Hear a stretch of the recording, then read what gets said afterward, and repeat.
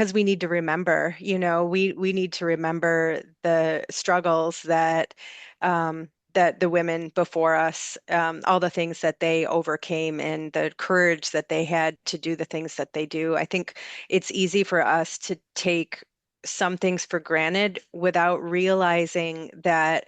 um, some people risked their lives and their livelihoods in order for us to simply be able to have an education, to be able to have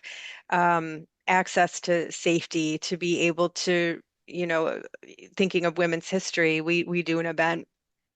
every March called Equality, where we talk about the importance of the tea room in women's history. Whereas, years ago, um, it wasn't okay for women to go out in public without a male escort. And so, what was acceptable is for women to go to tea rooms and talk with other women. And the birth of a lot of the women's rights and the fight for equity and things like that started because women were allowed to have conversations together in these tea rooms. So even just thinking about that and thinking about just how much work and how much was sacrificed in order for women to be able to vote, to be able to leave the house, to be able to um,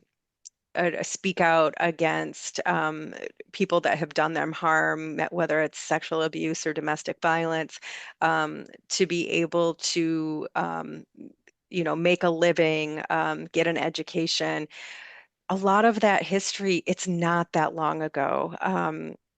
When we think about our mothers and our grandmothers, and the ways that they lived and the things that were so different for them compared to what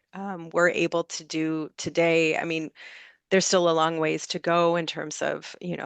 pay equity and women's health and things like that. But we owe so much to the women that came before us and the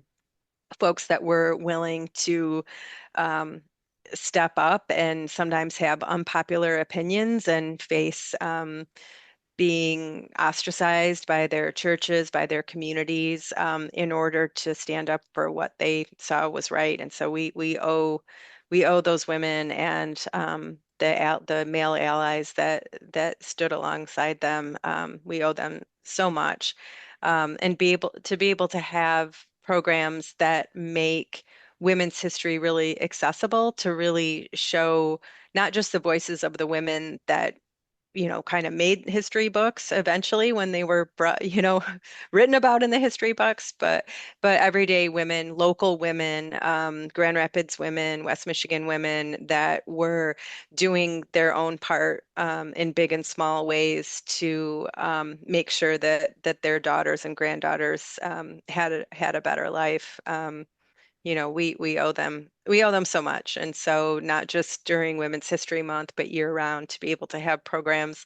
that make that information accessible, to make it interesting, to learn about, to make it relatable, and then to, be able to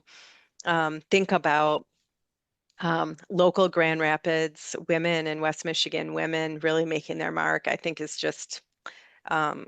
it's exciting. It's so cool, and it's just so inspiring, I think, for me, and then definitely for Grand Valley students that are interested in learning more about these types of issues.